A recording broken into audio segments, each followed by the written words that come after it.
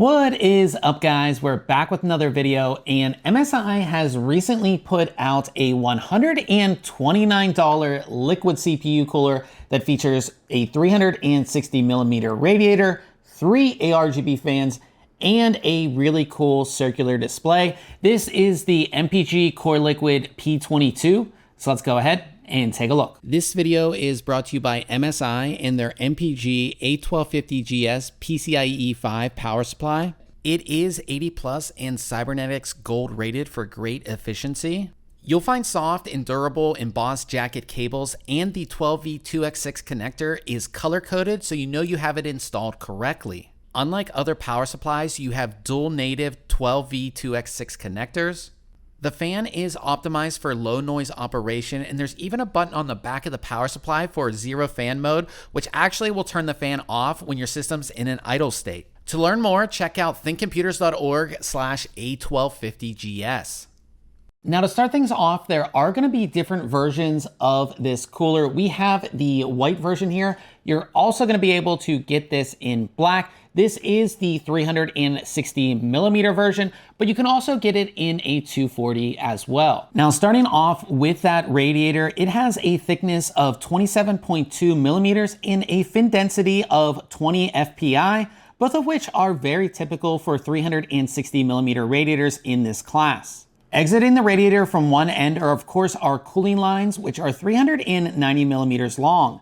These connect to the radiator via crimped connectors. Coming to our fans, we have 3 of MSI's Psychoblade 7 120mm ARGB fans.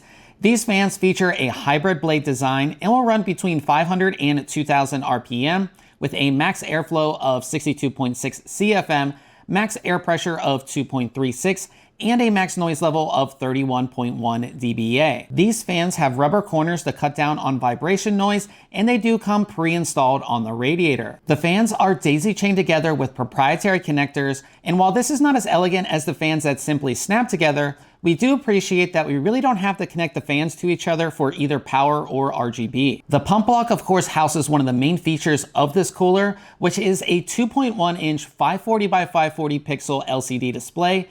It seems MSI has opted for an LCD rather than the IPS display that we saw on the MPG CORELIQUID P13. Also gone is that dome cap, which gave that cooler a really sleek look. Here we just have a flat cap. You'll find your cooling lines exiting from one side of the pump block via swiveling fittings. These make installation and moving the block around much easier. Another noticeable change compared to the MPG CORELIQUID P13 is that the PWM and USB cables do not go up into the sleeve tubing, but rather come off the pump block on their own. Coming down to the base of the pump block, we have a large rectangular copper base. Unlike many new liquid CPU coolers, this one does not come with pre-applied thermal paste, and I actually prefer this. The base is nice and smooth, but we can see machining marks visible. We can also see that MSI is using a universal mounting bracket for both Intel and AMD installations, so not having to switch out a bracket is definitely nice. When it comes to installation, we're going to be doing our installation here on an AMD B850 motherboard, so this installation will be for the AM5 socket. Now, if you are doing installation on AM5 or AM4, you do need to remove the brackets on the top and bottom of the socket. I've already done that. Now, once you've gone ahead and removed those brackets, you take the AMD screws here. It does say, it's kind of hard to see with the reflection, but the bag actually says AMD screws. These are for both AM4 and AM5. And you simply take them out and, of course, install them on the holes here on your motherboard. The thicker side is what you actually install, so they go in quite easily, as you can see, and just make sure they are tight. Now go ahead and put the thermal paste on your CPU. Really easy to go ahead and do that. Now, if you do have your case on its side, you kind of just want to put the radiator kind of where it's going to go, but you don't mount it just yet because we're going to actually mount the CPU block first. So I kind of just have it set in there. And then what I'm going to do is sort of line up the screws with the pegs here. So everything's kind of lined up, and we kind of just sit it on there for right now. And then we go ahead and get our mounting screws, which look like this in this bag right here. It is worth noting that MSI wants the tubing coming out from the bottom, just like I have it here. So definitely mount it like that and keep that in mind. So we're gonna push our block down and get these screws installed.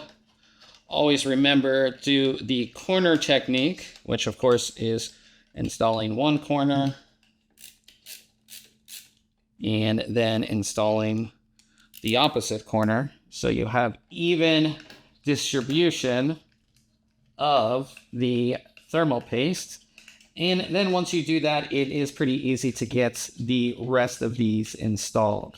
With the block installed, we have two cables that come off of it. We have our pump header, which we connect to the AIO pump header on our motherboard. So let's go ahead and do that. So we can kind of move this cable out of the way just a little bit. And then for some reason, this USB cable is pretty short. So you really can't take it up over your motherboard and go back down to the bottom USB 2.0 headers on your motherboard. So you're gonna have to go like something kind of like this. We'll install this after we get our graphics card back installed. Now it's time to actually mount the radiator to the top of our case here. So we have the included screws. So let's go ahead and do that.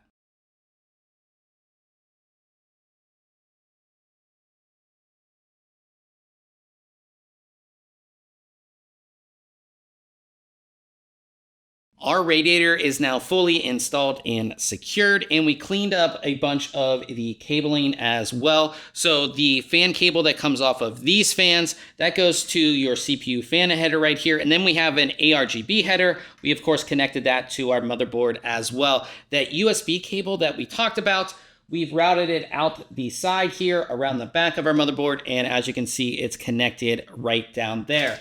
The last thing to install is this cover. This just cleans up that sort of universal bracket that you have. Some of these coolers don't have this cover, but I think it just cleans everything up. So all you have to do is sort of just go like this, and it sort of just snaps right into place. Just keeps this nice and clean. And of course, the last thing to do is take off the protective film on your display. And here's what everything looks like with our system turned on. You can of course see those three ARGB fans as well as that circular LCD. Now when it comes to controlling the display here on the CoreLiquid P22, there are essentially two ways to do it. You can use MSI Center and install the Easy Display feature set, or there is now a standalone app called Easy Display P22, again, specifically made here for the P22.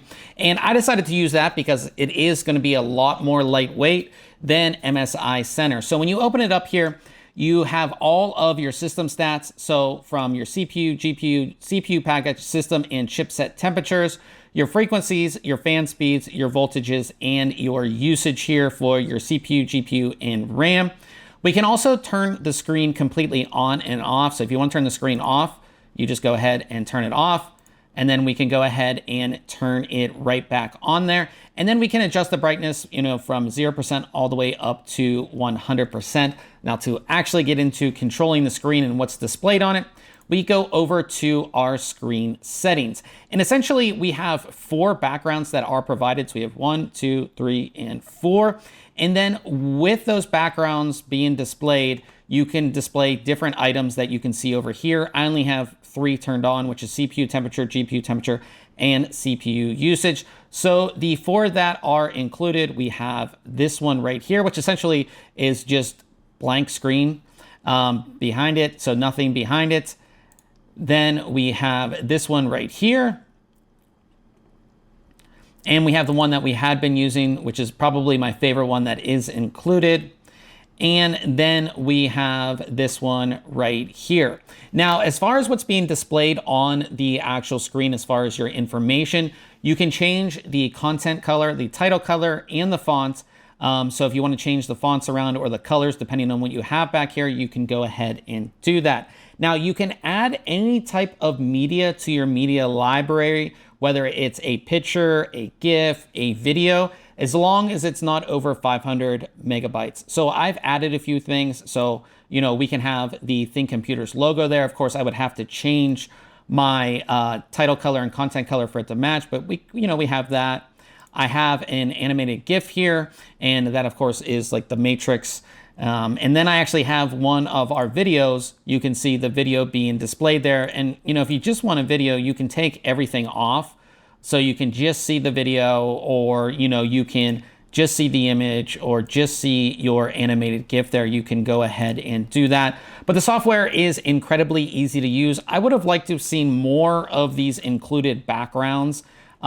Just for the facts of, just 4 is just a little bit limited, but as far as the software goes, incredibly easy to use. And I like that I can display essentially anything I want on that LCD screen. And the only thing I actually see missing here is with the CoreLiquid P13, we were actually able to extend our desktop onto the display.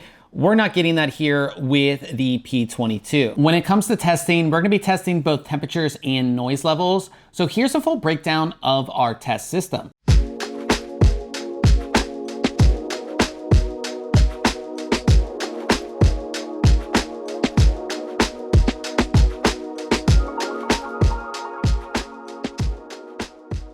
Now, when it's all said and done, I really like this cooler. It's essentially a less expensive version of their CoreLiquid P13 that they came out with in 2025. And we had to make some downgrades to get from that higher price point to the lower price point.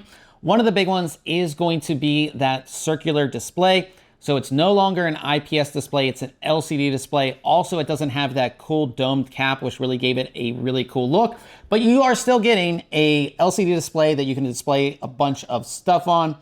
On top of that, the fans are not the Psychoblade 9s that we saw in the P13, they're the Psychoblade 7s. So again, a slight downgrade there. But overall, this is a very solid 360 millimeter AIO. Some of the other things that I did notice was, one, within their software, you cannot extend your display onto this like you could with the P13. Also, our cable lines coming out of the pump block don't go into the actual tubing. They actually just come right off. So a little bit more cable mess. But overall, I do like it. And I also really like that we don't have to use the MSI Center software anymore if you don't want to.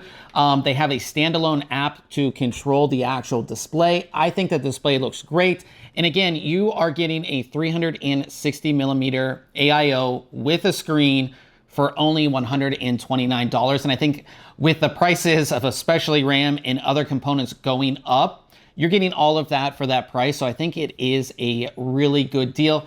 Easy to install. When it comes to installation, I really wish there was a physical installation manual, not a QR code. Maybe I'm just old school.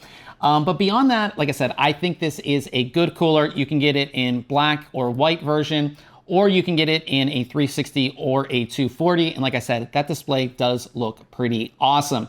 Now, if you have any questions about this cooler, go ahead and leave it in the comment section below. And of course, we will have links below where, of course, you can go ahead and pick this up, as well as our full written review over at ThinkComputers.org. Now, if you enjoyed this video, I would appreciate it if you hit the thumbs up, and we'll see you guys in the next video.